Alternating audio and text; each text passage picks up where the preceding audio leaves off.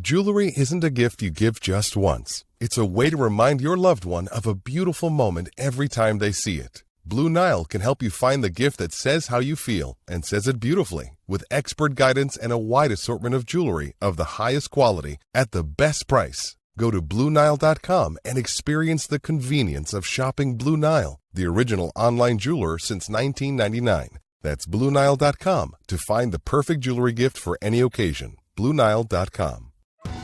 Survivor 46 is here, and so is On Fire, the only official Survivor podcast, and we have a twist this season. The winner of Survivor 45, Dee Valladares, will be joining us every week. We're going behind the scenes of the biggest moments, the how and the why things happen, and the strategy and analysis you can only get from someone like me, a Survivor winner.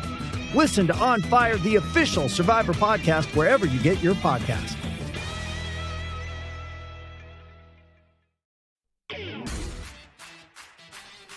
Hello and welcome to another edition of the Ducks Confidential podcast. I am James Crepea, joined as always by Ryan Clarke, and we'll be going over and reviewing the last week in Oregon athletics for men's and women's basketball, the baseball and softball teams getting rolling, and touch a little bit on the NFL Combine as that is getting underway in Indianapolis this week.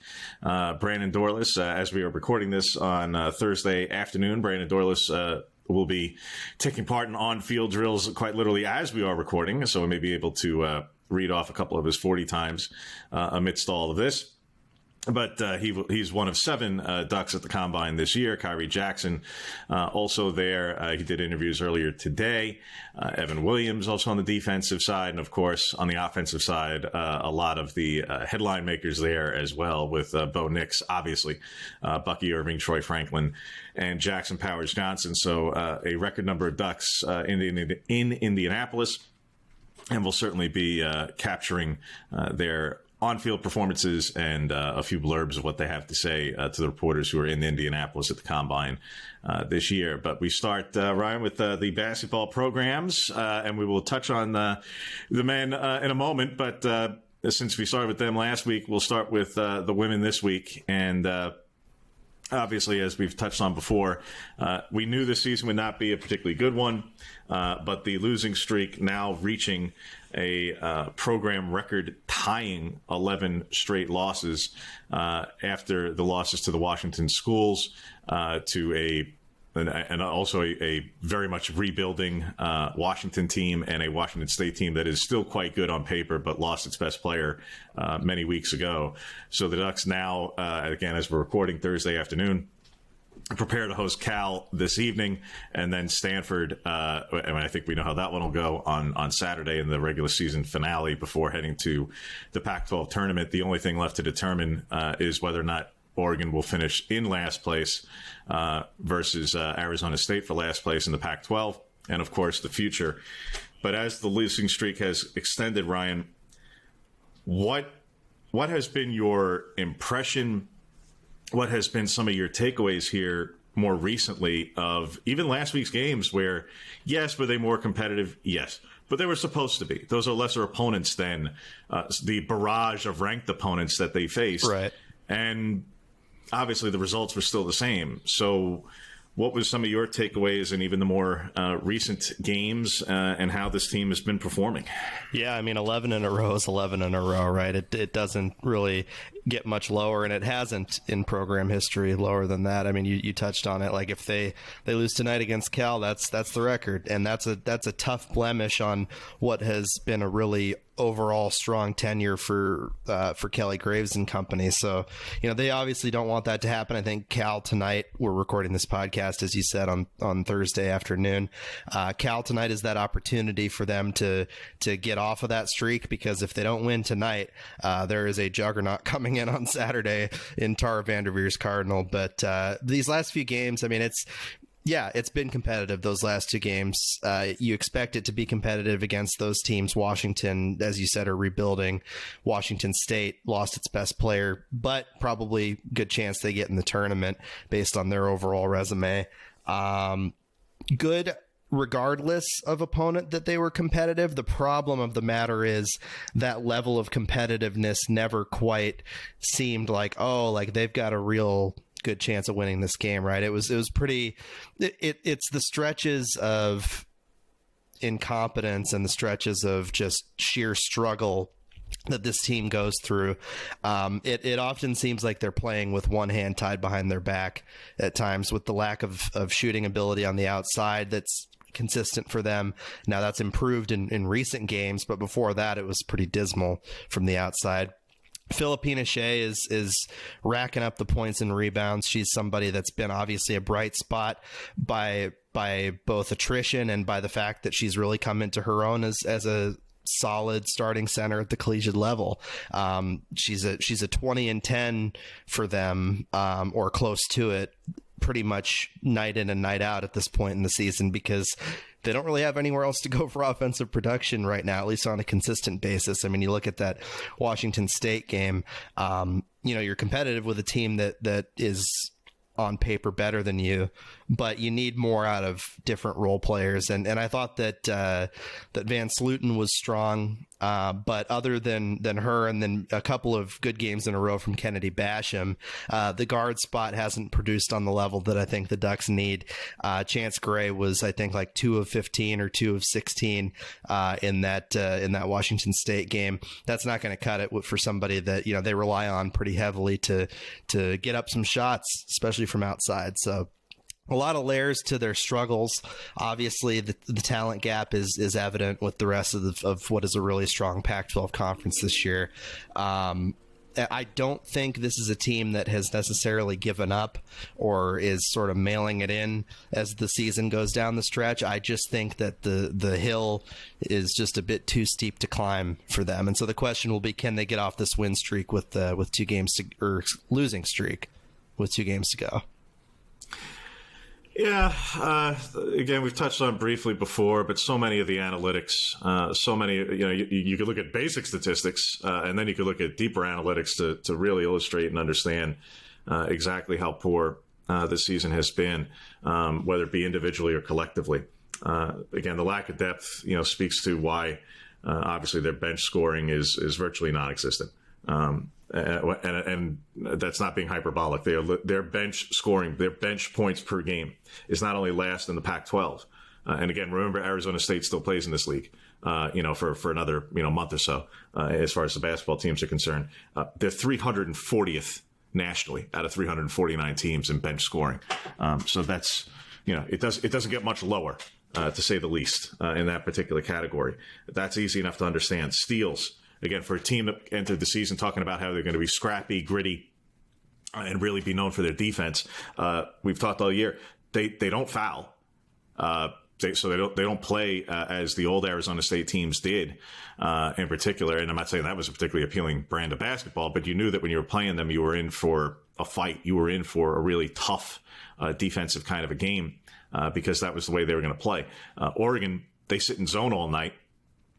So they don't force any turnovers. They're literally 348th and only ahead of Arizona State in the entire country in turnovers forced, because they sit in zone, in part because they don't have the depth to play man, and in part because some of the players when they're playing in zone, and that's what stood out the last time they were at home, albeit against better opponents. Some of the players were getting blown right by when they were, particularly on the wings, on the defensive end, or not, getting for loose balls on the defensive end and that stuff. Where that's the part that stands out. Where you go like, all right, want to sit in the zone is one thing. You don't want to force turnovers is one thing. You don't want to, you name it. But when, in particular, certain players on the wings, defensively, in zone are just getting blown right by. Yeah, it can't be a soft zone. It has to be reactive, and you have to use the athleticism that you have. I think, players like Chance Gray that have that athleticism can function well in such a defensive system. The problem is the unit, the collective unit, and whether this is an issue of, tactics or effort, it varies based on the moment. But they are just not reactive, and they have allowed so many open jump shots to teams that they should not have allowed them to. Let teams get back into games when they've had solid enough leads, and gotten themselves into pretty deep holes against much better teams as a result of that. They're just not reactive. And if you're going to play zone, like you gotta move as one, as coaches like to say, as an old basketball coach cliche, right? Like you can't just have three people doing their job and then a couple of them are like a step or two slow.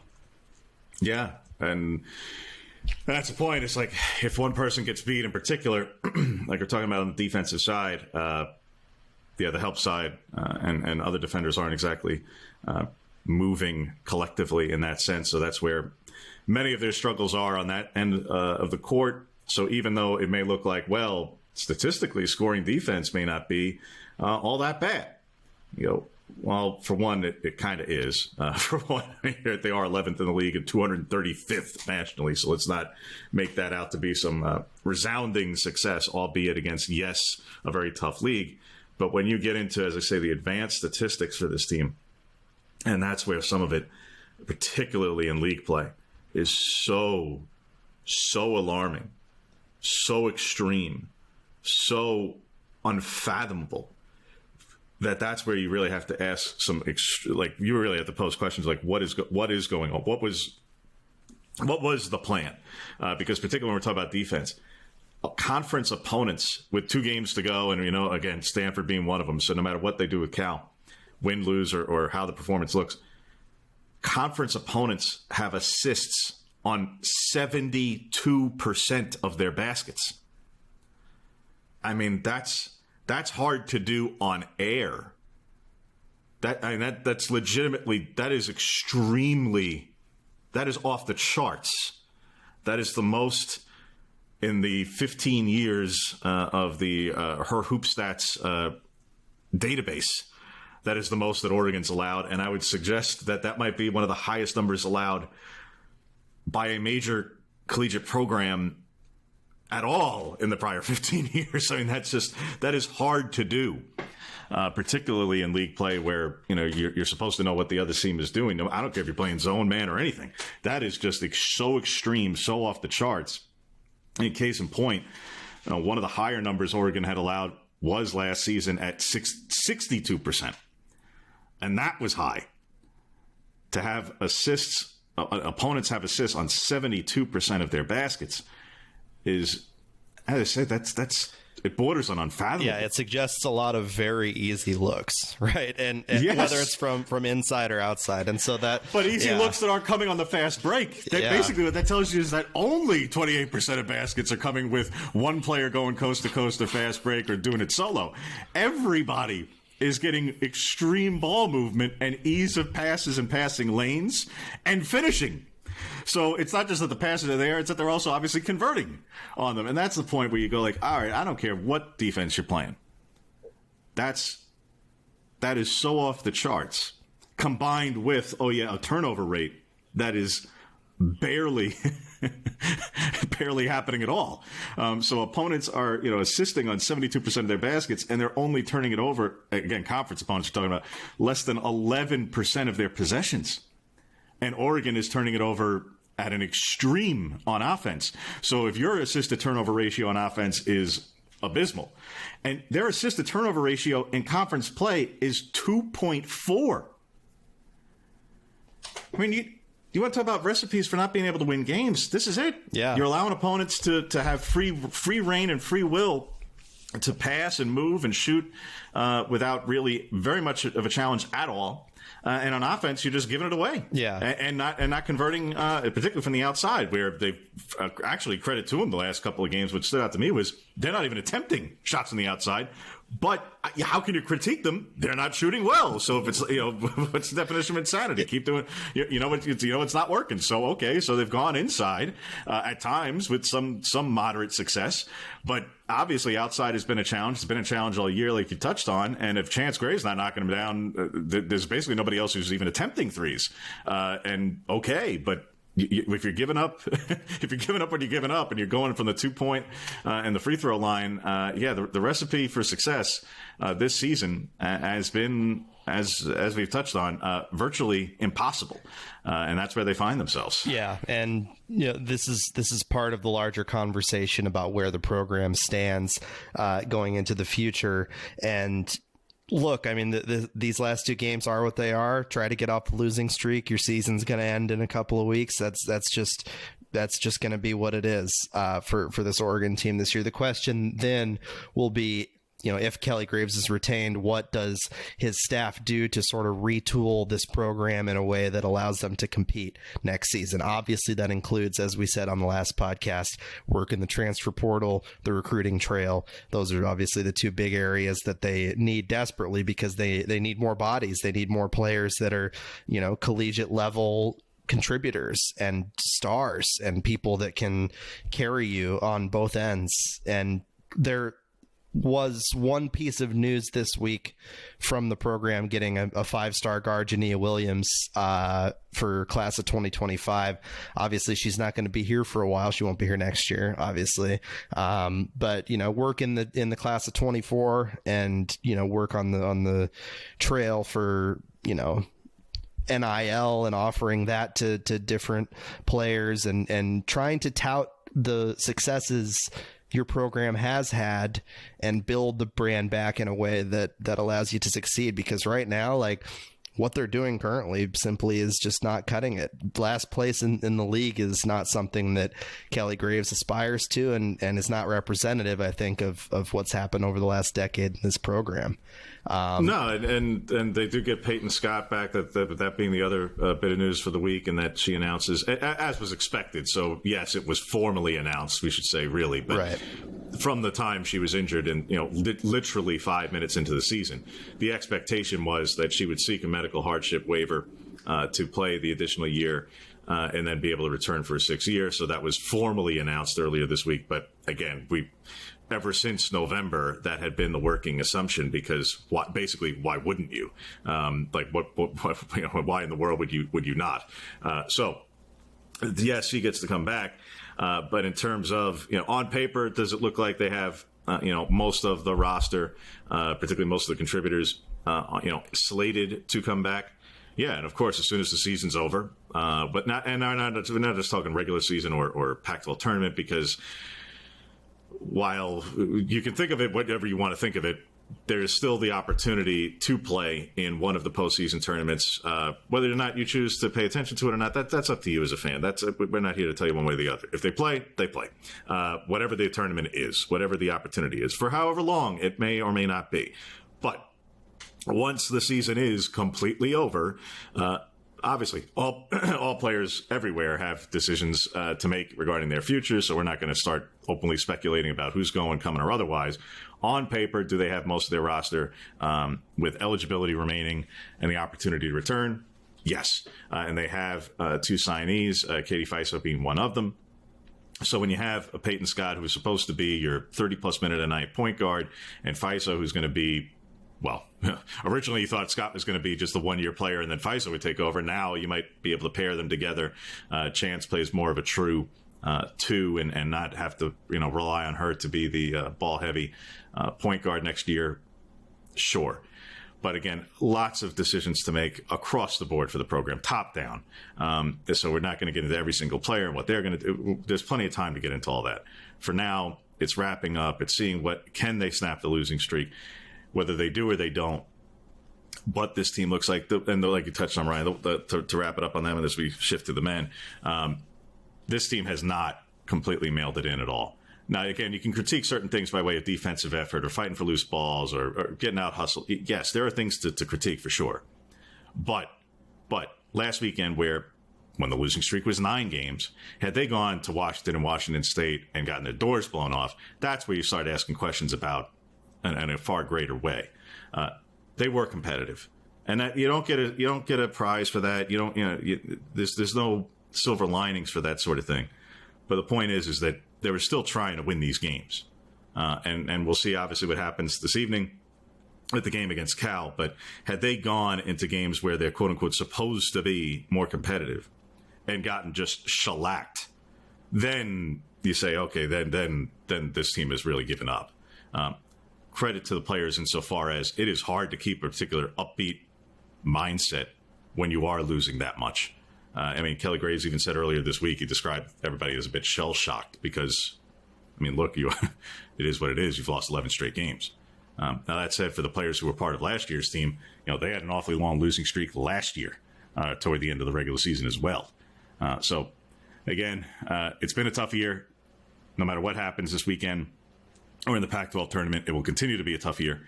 So we'll obviously chronicle the last few games that remain and also begin to, as we already have, address what it looks like heading into the future. But for the men, Ryan, part of why we're doing the podcast on Thursday this week, because they were playing late into last evening, with a fine 8 o'clock local start. Yeah, I heard about some pretty sketchy drives up I-5 for some of the folks that hail from the Portland area, Sean Maker among them, who were facing down a river, basically, coming up late last night. So, yeah, I'm sure it had to be a fun excursion for those who made the voyage. But be that as it may, a one of the few games on the schedule every year that no matter what the records, at case in point last night, no matter what the records, Oregon and Oregon State generates some attention for obviously for our audience and for everybody who's a fan of either way in this state.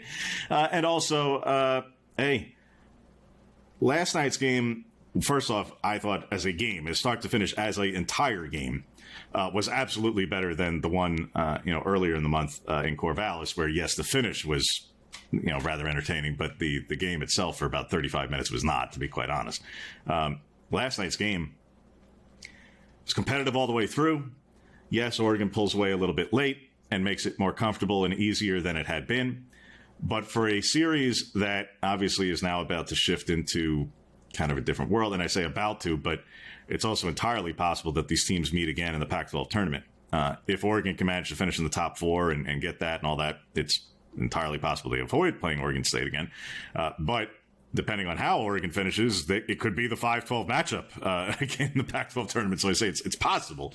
We will obviously discuss that if it occurs. But these two teams, for a series that Oregon has dominated the last couple of seasons and has now won 7 in a row, the longest win streak by either team in this series, the most contested series in college basketball in the country, the longest win streak in 20 years by either side since 99 to 03, and a 9-game win streak for Oregon then. It actually took 19 of 20 at the time.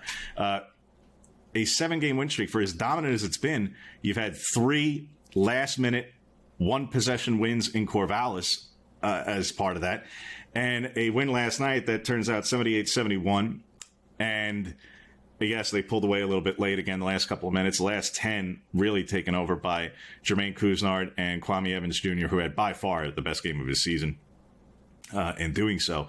But that said, on the other side, look, you understand the Beavers are shorthanded as well by way of depth of talent. But Tyler Bilodeau and Jordan Pope made some crazy shots, some contested shots, where, particularly in the first half, Pope really put on a show and made it extremely difficult for the Ducks there. And Bilodeau, again, played really well as well. They both had 20-point games, both played well. These two teams have an ability to bring out simultaneously the best and worst in each other, at times in the same game. Because at the start of each half and at the start of the first half of Corvallis, the offense was a-flowing. Points were just raining down for both teams. Neither one of them could really miss much by way of anything. And then at the same time, they could go through stretches where, my goodness, particularly as Oregon State finished, holy smokes, a brutal finish of 5 of 19 to finish a game that they, and not to say that they had command of, when you have a game that was played within 6 points for 90+% of it.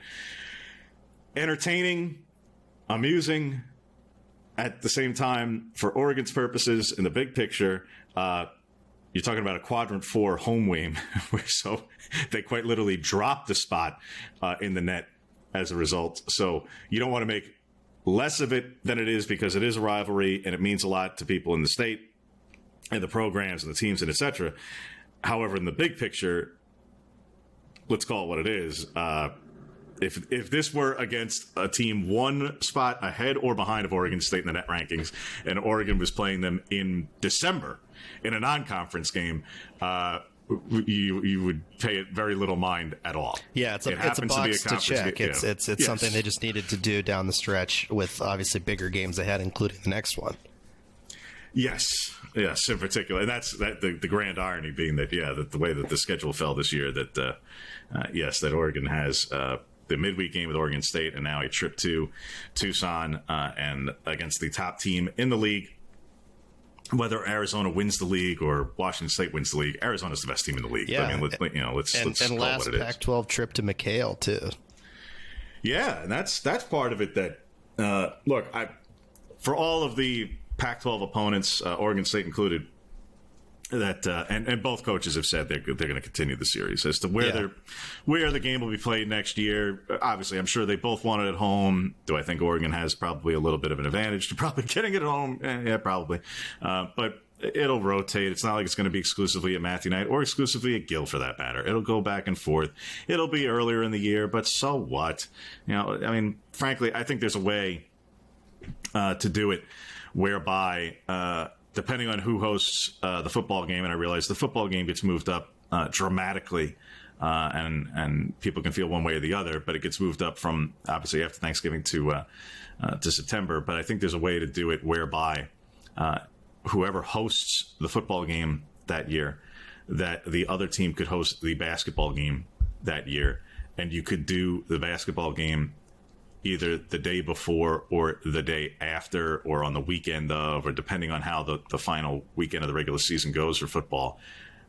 Yes, it's against different teams, so it wouldn't be quite the same way as it could have, would have, should have been. But I think there's a way to do it whereby that could get done. But again, we'll obviously discuss the scheduling and stuff for the future when we get there. But a series that, like I say, has been dominated by the Ducks over the last couple of years, and yet there's been these really competitive games.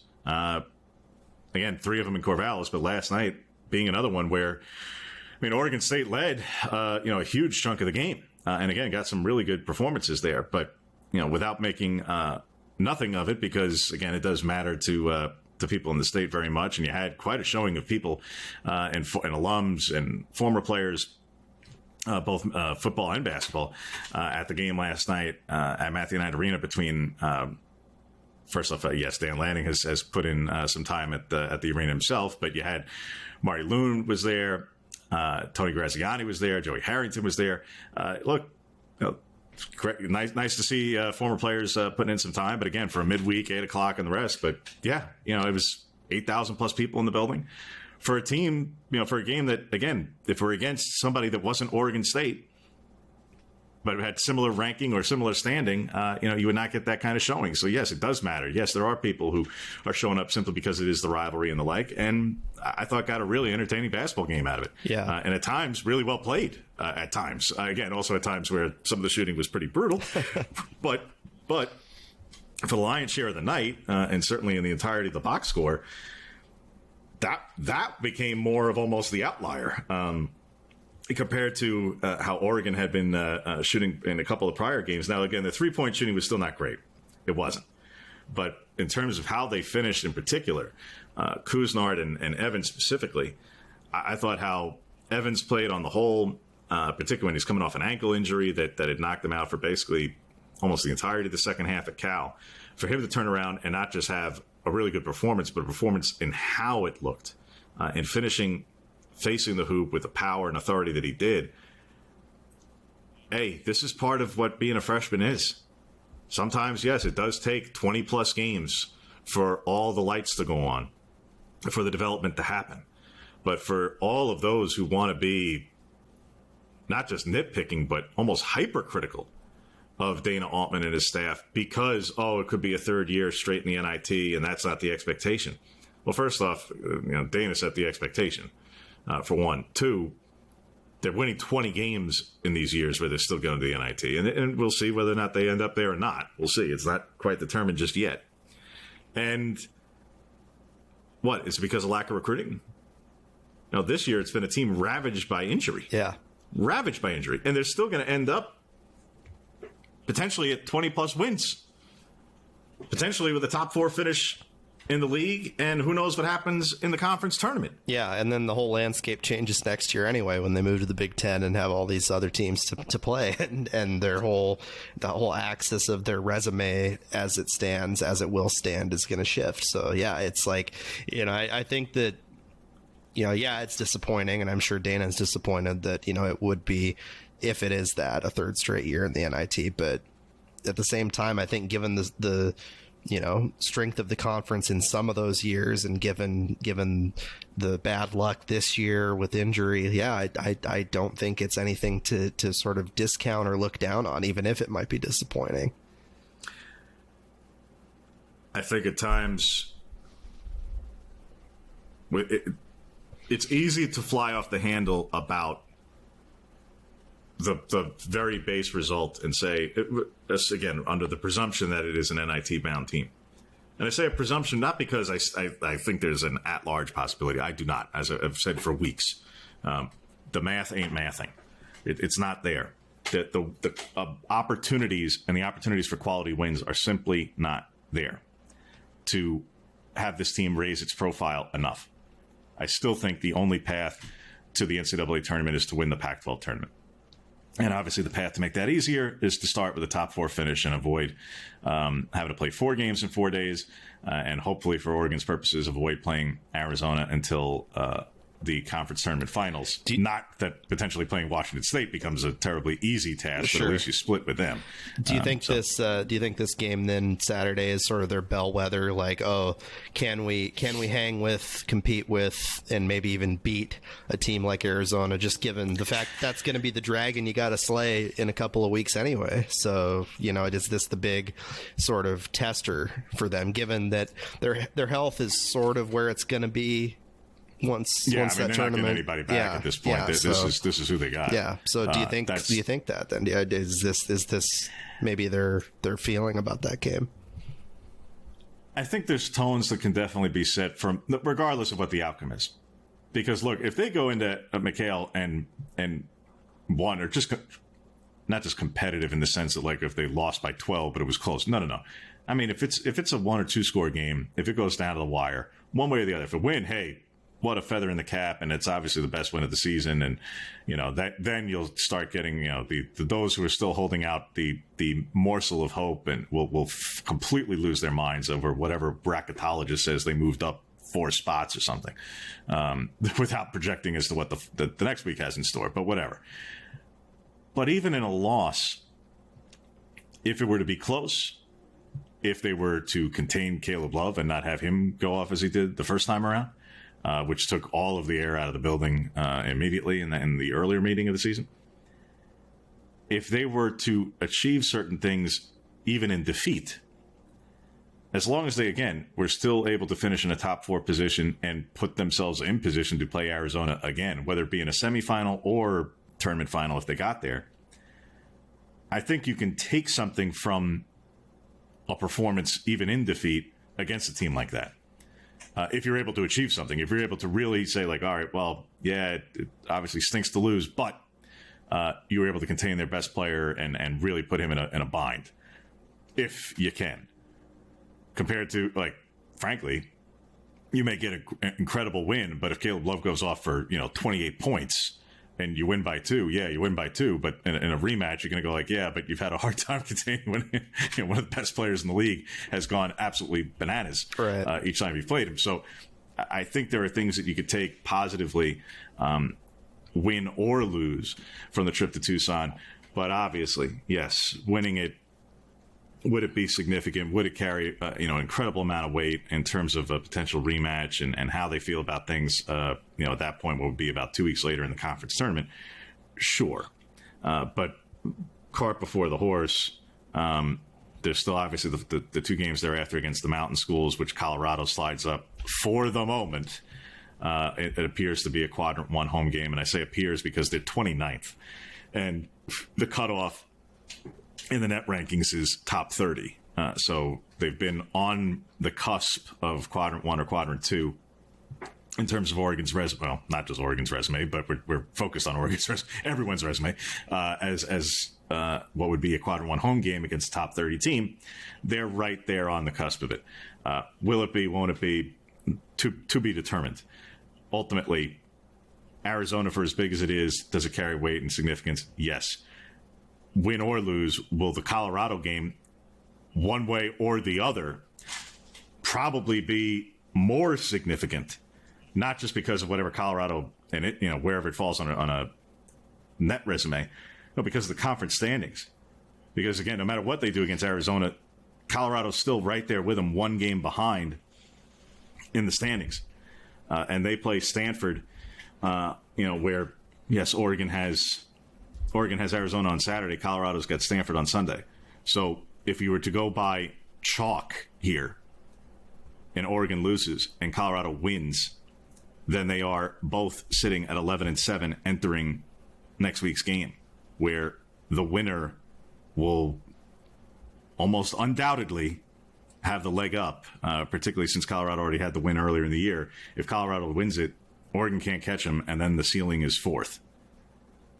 That's, to me, the more significant game, regardless of what Oregon does or doesn't do against Arizona. The Colorado matchup, because the implications for the top 4, the race for the top 4, is really significant. And obviously UCLA losing to USC had a factor there. We got a game tonight with UCLA and Washington, where for Oregon's purposes, for the race for the top 4, Oregon will want Washington to win that game. That would be rather advantageous for the Ducks, if anything that can basically help their top 4 purposes.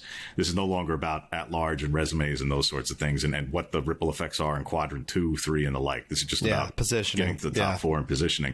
So that's where I say I think the Colorado matchup is bigger because of the implications, particularly where, again, win or lose against Arizona.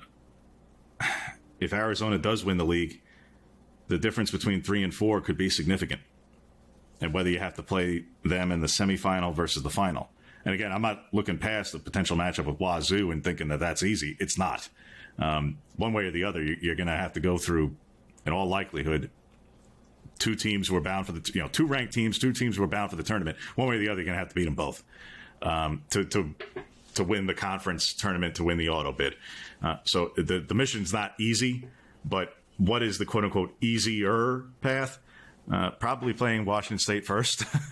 I mean, just going with this, because if you're the 4 and you play Arizona first and somehow, some way you beat them, congratulations. On less than 24 hours, then you probably have to play Washington State and beat them. That's no picnic. That's not a lot of fun. After you just probably had to go completely bananas and had to play you'd rather sort game. of build it up in terms of the intensity, right? Because you're going to be as intense probably with Wazoo as you might be with Arizona, but it's a different animal, right? And who had to play who in the semifinal before that? When you get to the final big, and that's all stuff that we'll obviously touch on next week, and setting up for the Mountain Schools matchups and the like, and obviously we'll go over whatever they do in Arizona and the like. As we put a bow on this week's edition of the podcast, wanted to touch a little bit more on baseball and softball, as we made a cursory mention of them last week. We'll certainly get more into them as their seasons go on. But baseball, not a lot to get into by way of every which thing just yet, because, look, they had their home opening series. Which they dominated as expected. Yeah, so that was a fun one. I mean, they played a team that came in here to do exactly what occurred. That will probably be the worst team that Oregon plays all year in Lafayette.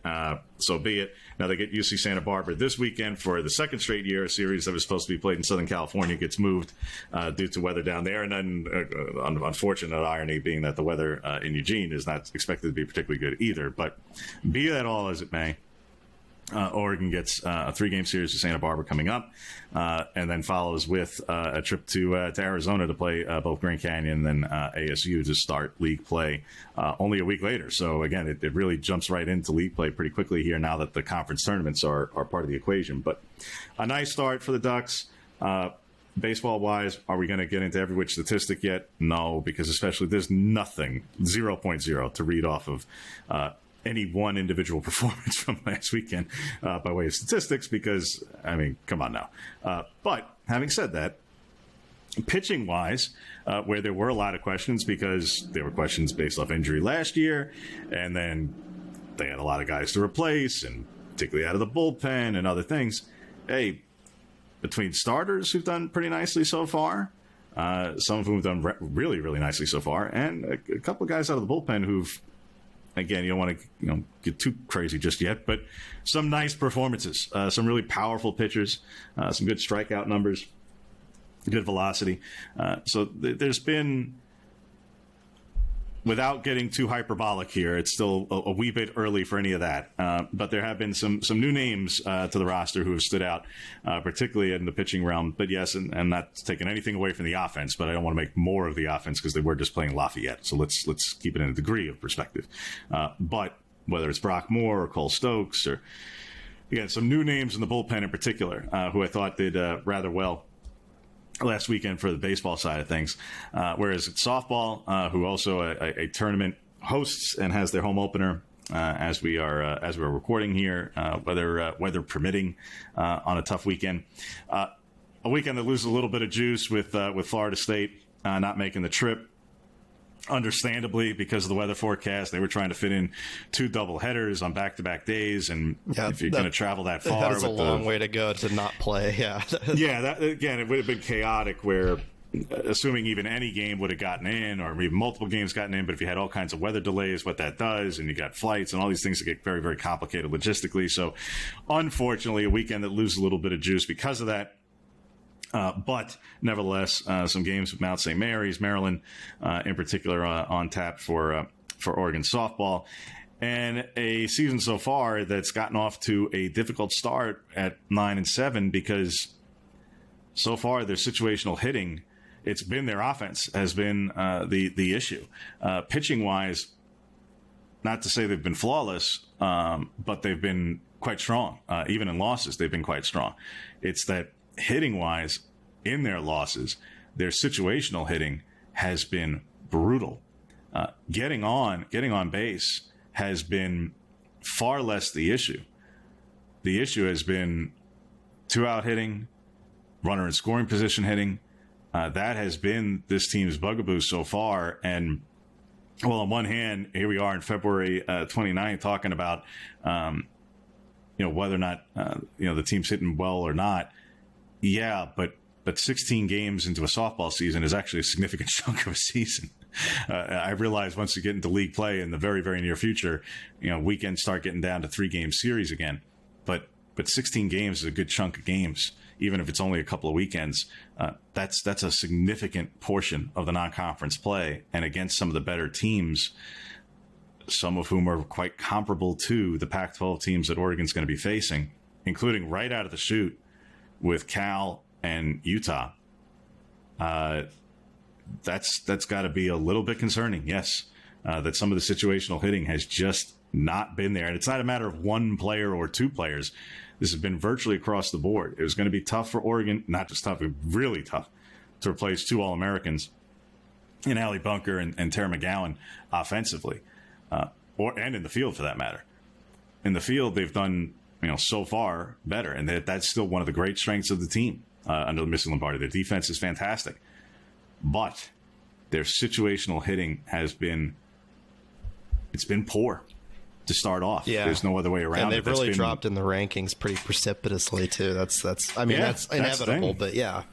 When 9-7 and you lose the games that they've lost, yeah, and they've dropped from being a top 15 team in the preseason polls to being 25-1 and 26 unranked in the other. Not great, and that's the difference. It's a sport where at the very elite level there's not a lot of margin for error. The games are decided at times on basically 2 plays. That's about it. At the absolute highest of levels of college softball, pitching is dominant, and 1 or 2 hits decides the whole thing. And 1 or 2 hits a game 5 or 6 or 7 times over, that's been the difference. So on one hand, you could say, well, if you had 5 or 6 more hits, they could be, well, yeah, they could, but they're not. And On one hand, is it a little too early to raise all kinds of alarms? Yeah, probably. On the other hand, again, 16 games is not an insignificant number by way of non-conference play.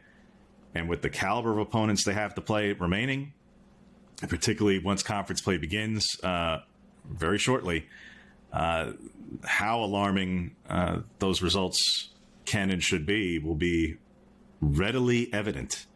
And that's where, as I say, like, on one hand, do they have some players doing really well offensively? Kai Luchar in particular, a leadoff batter who, she surged in once she got healthy last year. She's hitting 500. She's doing remarkable. That's why I say getting on base is not the problem. She's fantastic. She's not just one of the best leadoff hitters probably in the conference. She's probably one of the best leadoff hitters in the country and an incredible fielder. Her speed is remarkable.